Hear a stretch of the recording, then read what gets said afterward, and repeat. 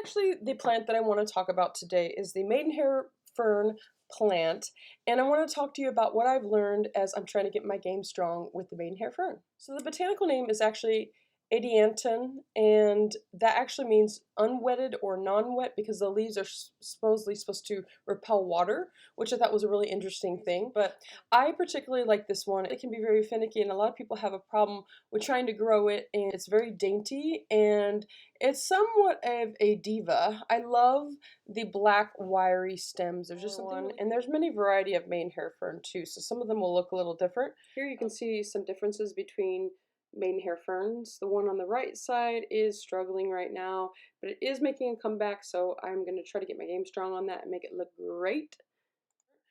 This was a smaller one that I got, and it's doing okay. I've had it probably for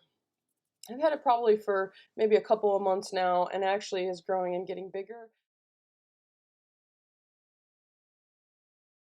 Let's talk about humidity. Now, I tend to keep my ferns, I like to keep them in the bathroom because I feel like obviously that's where it's going to be higher humidity. And so there's other ways that you can increase your humidity, whether or not it's a kitchen or a bathroom that you put your fern in. My bathroom doesn't have a ton of light. Not that these need a ton of light. In fact, they don't like direct sun, but it still needs light. So actually I have a plant light up above, and then I read some different things that you can do to increase the humidity even more. And so one of the things that I'm going to start doing, and actually I just did this the other day, is, and you don't have to use a bowl, but I just used a bowl. You can use a flat tray or whatever you want, fill full of pebbles, and then put water in there. I wouldn't put water above the rocks. I would put it just a little bit like at the line of it. And then what you do is you take your fern and you put it on top of there, and that's supposed to help to increase the humidity. So I've been doing that, and I actually feel like that makes a difference. I feel like my ferns are looking a little bit healthier since I've done that, even though it is in the bathroom. And so as far as misting, I've read different things. I've actually read that the Maidenhair Fern does not like to be misted, and I kind of believe it because when I mist the other ferns, they look super happy, but for some reason when I mist the Maidenhair, they don't seem to look as happy. I don't know, I really pay attention to that, and I try to make sure that I'm listening to my plants and looking at my plants. So yeah, so this is filled full of distilled water that I use on the other plants, and I'm trying not to mist the Maidenhair as much just because I feel like it doesn't look like it helps it. To the soil. So the soil was something that I kind of felt like I had to get my game strong on because I think that's where I kind of was going wrong for a little bit. And the biggest thing is even though the Maidenhair Ferns love to be moist, they don't like to be soggy. So do not have soggy soil. And then what kind of soil? I've read a couple of different things. I did my research on that they actually like organic material. And so I actually got this potting mix here, which is called Fertilome, which I cut right on the top there, but Fertilome Ultimate Potting Mix, and it's organic. So we'll see how this does. I just repotted them the other day. I think that my soil was way too soggy in one of the ferns that was this fern here that was struggling, this Maidenhair Fern that was struggling, and so I repotted it, and then there are other soils which I'll also post as well. The one that I was particularly looking for is Fox Farm, but I accidentally got I think the regular, and I was trying to get the organic.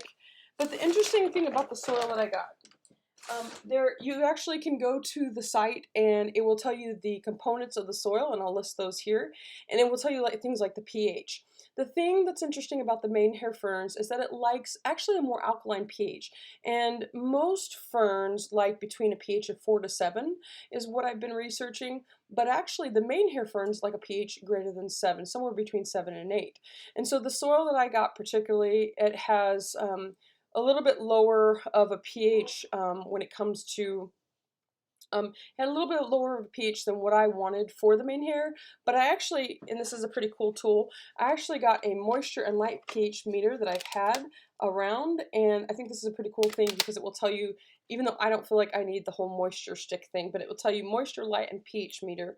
And I actually tested this on a few different soils, and actually found that the soil that I used, that when I did the pH reading on this, in this soil, that it came to be around 7.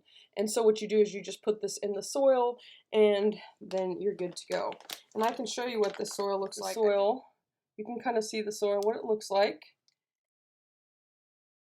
which with the main hair, I would recommend doing distilled water because a lot of times what will happen is you will start getting brown, like, well, I'll show you here. You'll start actually getting, I believe that's from using just regular water, that brown streak there. So I've been using the distilled water, and I hope that's going to make a difference. So watering, they like it to be moist, but they do not like it to be soggy soil. And I learned that out the hard way because what I did is I actually had moss that was covering on top of the main hair, and it was super soggy underneath. And it was just, that's when I started to notice a lot of the leaves were starting to kind of die back. And you know, I've read different things about when the leaves die back like that. Sometimes it means it's not getting enough humidity, but I really feel like the soggy soil had something to do with this. And since I've replaced the soil, it seems like the little fronds that are starting to come up are getting even bigger, and I think that's a good thing. The other thing that you can do to kind of keep the moisture in the soil is you can get some moss. I got this Moss Vine Super Moss brand. It was $9.99. Of course, I got it at a local nursery, which is probably a little more expensive, but I'll probably put that on top of the main hair and around it just to kind of keep that moisture in. Putting it in like around on the dirt like that, and it seemed like it did help it. I don't know what it was, but I always really pay attention to my plants and what they look like, and it just seemed like they were super happy when I put the moss around it, and that does help to retain the moisture. The watering again is I'm going to start using distilled water to see if it makes a difference and makes that ring that you see around the Maidenhair Fern. I'm going to try to see if we can get it back to looking like kind of like that, but I really do feel like the distilled water is the regular water is what caused that little ring like that. So the temperatures that we are comfortable at, they're very similar like that. So if you figure anywhere from 65 to 75, somewhere around there, that's typically where they're going to really grow and thrive. And of course, under the other conditions as well. The big thing that you want to make sure not to do is they don't like cold drafts. They're very intolerant of that. So if you're going to have it somewhere like a door or entryway and there's a cold coming in, you want to be careful about that because that actually can cause them to be damaged very quickly and to not grow, to not thrive. And so you want to find a good place. You want to find a good place in your house that is going to be away from drafts, specifically cold drafts. Read a couple of different things about fertilizing with the Maidenhair ferns. I've read of course, most plants in their growing season, that's when you're going to want to do their fertilizing. You don't want to do it in the winter months, and that makes sense. And so if you think about the fertilizing, a lot of times what I was reading was using a weaker fertilizer. Um, about twice a week. I don't even know if it's necessary that you need to do it that much, but I've read some other interesting things, like they love fish emulsion food.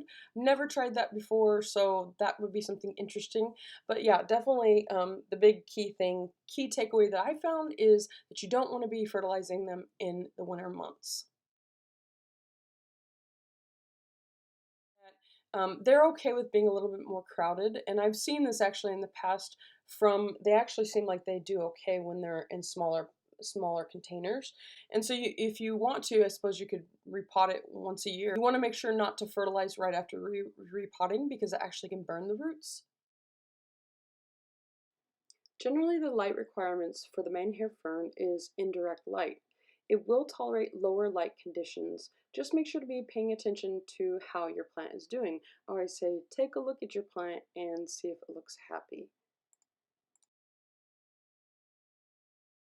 And I wanted to give you my problem plant so you could kind of see how that's doing right there. I think that some of these kind of happen, obviously, like I said, because of the not using distilled water, but some of them did curl, and I think this was because I had it actually out in a place in my house that was not quite as humid. And so I think that's why some of them did curl like that. And you really should cut those back because you don't want the energy, I need to do that, but you don't want the energy being diverted from the actual live parts of the plant that needs it, because then obviously the energy is going to go towards the other leaves. If you don't remove those dead parts of the Maidenhair Fern, then what can happen is it will slow the growth of the entire plant. So that's important to remember. So it's almost kind of like if you think like when you cut your hair, and you know, a lot of people think, oh, I have one little string of hair that's kind of grown, but if you cut it all, it it gets rid of those split ends, and it will a lot of times grow a lot quicker because it's able to do that because it's healthier. And if the leaves are curling, also you might not, as I said, you might be not giving the plant as much humidity as it needs. So maybe if you have a drier home, you need to just make sure you put it either in a kitchen or in a bathroom. Leaves are turning brown, as you can see here. Obviously using the distilled water is going to be helpful, and I'm making that change already. Some of the pests. Now, like many plants, they have their own pest. A couple of things, because they like it so moist, they are kind of prone, we'll call this a pest, mold, gray mold. And so you have to be very careful about that. So that's why it's so important to make sure that you're not getting the soil too soggy. And then also, I'll put the other pest up here too. And there's different ways you can rinse the entire plant with soapy water, and there's different ways that you can. I'll have to do another video on that, but that's something that just to be aware of, specifically like the mealybugs, if you see like these little white cottony areas. So yeah, so those are important things to be watching out for. Alright guys, thank you so much for watching this video. Make sure to stay tuned for the next video, and I'm going to show you here in just a second a preview of the next plant that we'll be doing. Make sure to hit the thumbs up video if you like these kind of videos, and hit the notification bell. And here you see the trailing ice plant that will be in our next video. Stay tuned for more.